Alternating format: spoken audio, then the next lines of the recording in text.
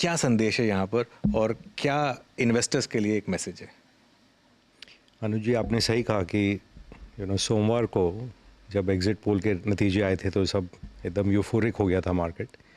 और एक स्केयर ज़रूर आया जब ये लगा कि जो मार्केट ने टेक फॉर ग्रांटेड लिया था कि सिंपल मेजॉरिटी आ जाएगी बीजेपी की और एनडीए की सरकार बनेगी, मग पर जब ये मालूम पड़ा कि कोलिशन बनेगी और ख़ास करके चंद्रबाबू नायडू और नीतीश जी जो कि अब सीनियर मैच्योर लीडर हैं एंड होपफुली वो अपनी लेगेसी छोड़ने की कोशिश में होंगे रादर देन जैसे 10-15 साल पहले देखा गया था कि जो एक्सट्रैक्शन के मोड में रहते हैं कोएलिशन पार्टनर, तो उससे आई थिंक लोगों को वापस थोड़ी काम लगी कि ये सरकार निकल जाएगी। और जो काम हुआ है पिछले 10 सालों में वो आई don't think anyone can doubt कि जो इंफ्रास्ट्रक्चर में हुआ है या डिफेंस में हुआ है, इंटरनल सिक्योरिटी में हुआ है, ट्रांसपेरेंसी ऑफ द सिस्टम में हुआ है, हेल्थ केयर में हुआ है, हर घर में जैसे शौचालय बने हैं या गैस पहुंचा है, माने बहुत बहुत बेनिफिट गया, इंश्योरेंस गया है।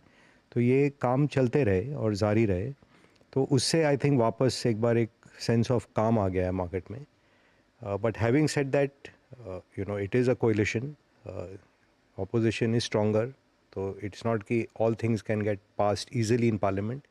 एंड शायद in its wisdom Indian public ने कहा कि हमें कुछ चेक्स एंड बैलेंसेस चाहिए and may be in the overall scheme of things may be a good thing. And जैसे मैंने कहा, चंद्रबाबू नायडू जो ओरिजिनल सीईओ सीएम थे, उनको रहने से आई थिंक काफ़ी होपफुल है लोग। जिन्होंने शायद एक डेवलपमेंट के फेज में काफ़ी एक स्टेट में काफ़ी हाँ जी, ओरिजिनल उनको हाँ जी, एक हाँ जी, वो माना जाता था कि राइट, हाँ डेवलपमेंट जी, मैन एक मनीष जी, जब मेरी बात हुई थी आपसे पिछली बार पुणे में फ्लेम यूनिवर्सिटी में, तो जो चीज़ आपने कही थी जो मुझे अब तक स्टक है कि इस सदी में भारत दुनिया की सबसे बड़ी इकोनॉमी बनेगा। हाँ जी। आपको लगता है कि पॉलिटिकल वर्डिक्ट इधर उधर होने से उस पर कुछ इम्पैक्ट आएगा नहीं और वो थीसिस जो है वो अभी भी इंटैक्ट है? आई थिंक सो कि कि मैं साइकिलों का काफ़ी स्टूडेंट रहा हूँ कि हर चीज़ का साइकिल रहता है दुनिया में। हम भी दिन होता है, रात होता है, सीजन्स होते हैं। वैसे ही हर एक नेशन का अपना डेस्टिनी होता है। हमारी जो डेस्टिनी थी कि 1000 साल we stayed under foreign rule, और वो जो राइज़ हो रहा है इकोनॉमी का, जो 300-400 साल पहले तक इंडिया और चाइना होते थे बिगेस्ट इकोनॉमीज़ दुनिया के, फिर उन्होंने इंडस्ट्रियल रेवोल्यूशन मिस किया और उसमें डाउनफॉल चालू हो गई। तो अब जो ये राइज़ हुआ है इंडिपेंडेंस के बाद and successive administrations all are doing their best. ऐसा नहीं है कि एक सरकार ख़राब है और एक सरकार अच्छी है, they are all trying to do what best they understand. बिल्कुल। और ये मोमेंटम बनते जाता है एक देश में कि आज जैसे हम पहुंच गए हैं कि हर 1.5 साल में $1 ट्रिलियन ऐड होगी जीडीपी में। अब चाहे सरकार एक्स रहे या वाई रहे, उसमें हो सकता है साल 2 साल का फेर हो, बट जो डेस्टिनेशन है इंडिया का इनएविटेबल है। जैसे कि चाइना में हुआ कि ऐसा नहीं है कि the Chinese are much smarter और मोर हार्ड वर्किंग और मोर केपेबल देन इंडियंस। उनकी राइज हुई, उनकी रिफॉर्म हुई और वो हमसे 15 साल आगे पहुंच गए। और वही मोमेंटम मुझे लगता है कि अब भारत का ये टाइम आ गया है, और जो डेमोग्राफिक प्रोफाइल भी है कि यंग है भारत, उससे ये ऑलमोस्ट इनएविटेबल है कि नंबर 3 तो खैर अगले 3-4 सालों में हो जाएंगे। नंबर 2 और नंबर 1 जब तक हमारा 100वां दशक होगा आज़ादी का, I would think by then we will be in striking distance of being the largest economy. And by okay. 75 तो surely I think we will be the largest economy. Okay, बिल्कुल, by 75 will be the largest या economy. ये खैर एक बड़ा view इस समय। अच्छा, एक चीज़ मनीष जी, अब क्योंकि हम मार्केट की बात कर रहे हैं, एक बहुत बड़ी बुल मार्केट में हम हैं इस समय। 2003 से जो 8 की बुल मार्केट थी वो करीब 5 साल की थी। ये कोविड के बाद बुल मार्केट शुरू हुई है, तो तकरीबन हम 4 साढ़े 4 साल इस बुल मार्केट में आ चुके हैं।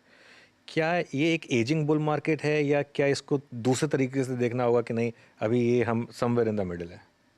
अनुज, आई थिंक 2008 के बाद जो दुनिया में नोट प्रिंटिंग का सिलसिला जारी हुआ वो अब तक ख़त्म नहीं हुआ है। बिल्कुल। एंड वाइल फेड कहता रहता है कि मैं इंटरेस्ट रेट घटाऊंगा, मैं क्वांटिटेटिव ईजिंग को रिवर्स कर रहा हूँ, जो दूसरी बड़ी बैलेंस शीट है जो कि गवर्नमेंट की है अमेरिका में, वो अब तक ऐसे चला रहे हैं कि कोविड क्राइसिस है या 2008 का क्राइसिस है। तो they are almost neutralizing whatever the Fed is doing. तो ये जो इजी मॉनेटरी कंडीशन है जो कि इवन यूएस बुल मार्केट को उन्होंने एक्सटेंड कर रखा है, एंड उसमें नई नई चीज़ उनको मिलते रहते हैं, जैसे वहाँ पे एनवीडिया और Eli Lilly these are the two dominant themes in America कि इसके ऊपर उनकी मार्केट चलती जा रही है। एंड इतना पैसे का जोर है कि जो इन्फ्लेशन को ये लोग कर्ब करना चाह रहे हैं वो नहीं कर पा रहे हैं, because they don't want to take the reality कि स्टैंडर्ड ऑफ लिविंग अब घटनी चाहिए क्योंकि एजिंग डेमोग्राफिक्स है और बहुत ज़्यादा इनोवेशन जैसे यूरोप जापान में हमने देखा कि कुछ पिछले 10-20 सालों में कुछ खास निकला नहीं है। And all the manufacturing for example move to China, it will over time move to India, Vietnam, Mexico, जो कि हम चाइना +1 कहते हैं। और वहाँ से इनोवेशन चालू होता है क्योंकि जब तक आप कुछ बनाएंगे ही नहीं आप इनोवेट क्या करेंगे। सो ये जो आप कहते हैं बुल मार्केट, जब तक ये मनी प्रिंटिंग का सिलसिला ख़त्म नहीं होगा, ये बबल की ओर जा रहा है ये market. And US looks like at some point it should top. India में भी आई एम सरप्राइज कि मैं वैल्यू इन्वेस्टर रहा हूँ एंड इट्स वेरी हार्ड कि जब हम देश के लिए बहुत बुलिश हैं और मार्केट में भी बाय एंड लार्ज हम ऑलवेज बुलिश ही रहते हैं, बट अल्टीमेटली वैल्यूएशन डिसाइड्स। और आज ये मार्केट रिटेल के जोर पे चल रहा है। जो मैं कहता हूँ नॉलेजेबल इन्वेस्टर हैं, जो स्ट्रेटेजिक इन्वेस्टर्स हैं, कंपनी है, एमएनसीज है, वो शेयर बेचते हैं, प्राइवेट इक्विटी शेयर बेचते हैं। इंस्टीट्यूशनल इन्वेस्टर फॉरेन के अब तक आए नहीं है, जबकि सबको आना है, सबका मन है इंडिया में। इसलिए जब भी यहाँ डिप होता है बाइंग आ जाती है। सो ये बुल मार्केट ख़त्म होने के दौर में नहीं है, ये अब तक मन में बना रखा है कि हमें और चढ़ना है यहाँ से। नहीं, लेकिन एक तरीके से थोड़ा इसमें खुशी भी होती है ना, क्योंकि अब तक हम ये मानते थे कि रिटेल हमेशा टॉप पे लेगा और उसके बाद बेचारा फंस जाएगा। हाँ जी। इस बार एग्जैक्टली उसका उल्टा हुआ है। हाँ जी। इस बार हर बार एफआईआईज ने टॉप पे लिया है और रिटेल ने एक्चुअली, इवन अगर आप ट्यूसडे का डेटा देखेंगे तो रिटेल ने 21,000 करोड़ की सही बाइंग की। बात है। नहीं, एक तो as a Indian I am always happy कि अपने देश में पैसा बने। हाँ। और जो आप टॉप की बात कर रहे हैं, ये जब तक rising top rising bottom formation है मार्केट में, तब तक हम कह सकते हैं कि हमने कमाया। बट ये इवेंचुअली क्या होता है, जब मार्केट का क्लाइमैक्स होता है, बड़ा पैसा वहाँ जाके लगता है और वहाँ जाके फंसता है। तो अगर लोग अपने मन में ये अंकुश ना रखें वैल्यूएशन का और ये ध्यान नहीं रखें, ये लास्ट में जो जाके फंसेंगे इसमें, उसमें काफ़ी पैसे का नुकसान होगा। क्योंकि अब तक तो सबको मज़ा आ रहा है, ऊपर जा रहा है, ऊपर जा रहा है, ऊपर जा रहा है। And nobody in last 4 years has seen a serious correction and a downfall. और जब ये घटते हैं, ये भाव 3 साल के भाव वापस चले जाते हैं।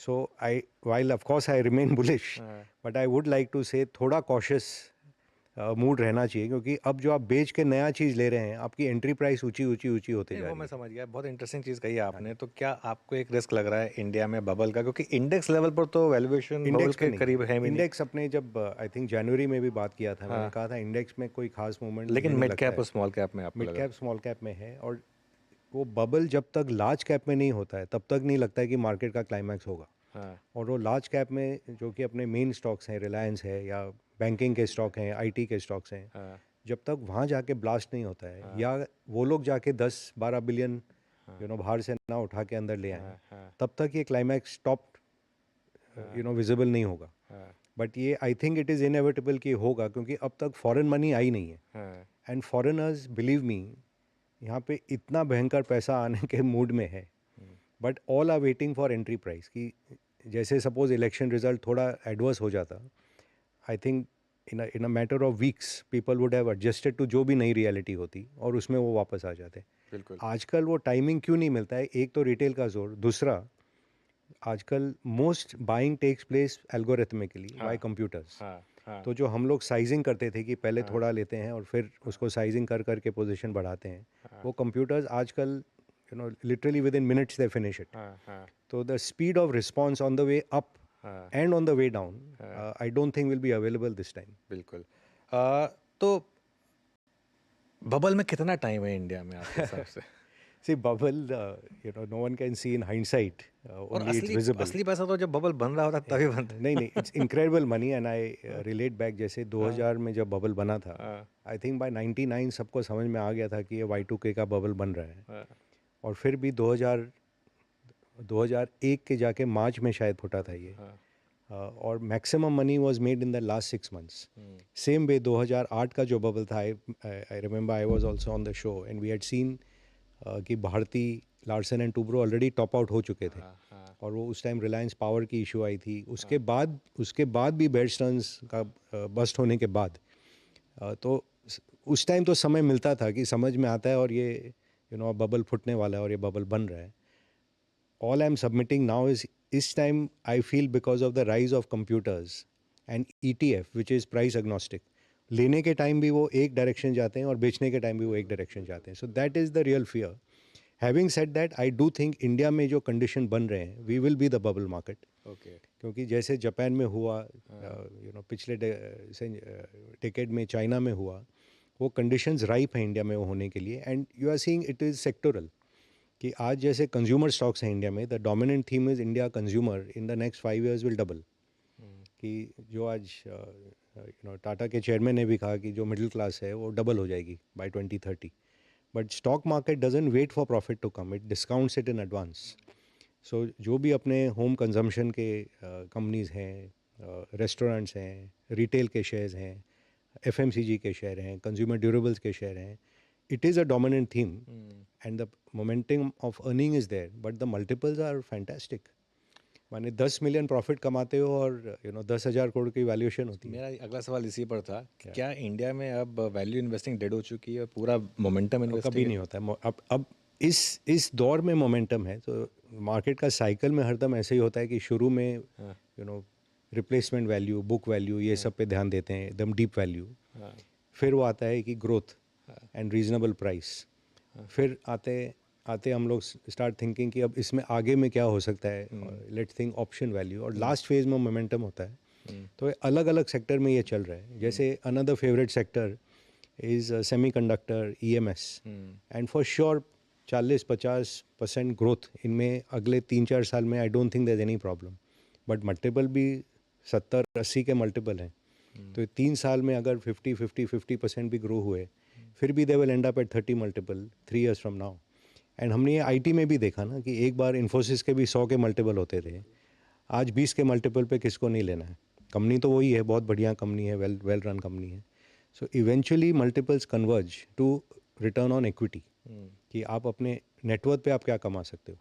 और नेटवर्थ पे जो कमाई है अल्टीमेटली कन्वर्जेंस इज 15-20% ओनली. तो 20 के मल्टीपल के ऊपर आप जो भी ले रहे हो, यू शुड बी क्लियर कि मैं ये 3 साल, 5 साल, 8 साल आगे देख के ले रहा हूँ और इस 8 साल में कुछ भी हेरफेर नहीं होनी चाहिए. मेरे कन्विक्शन में भी और कंपनी के भी अर्निंग ट्रेजेक्ट्री में.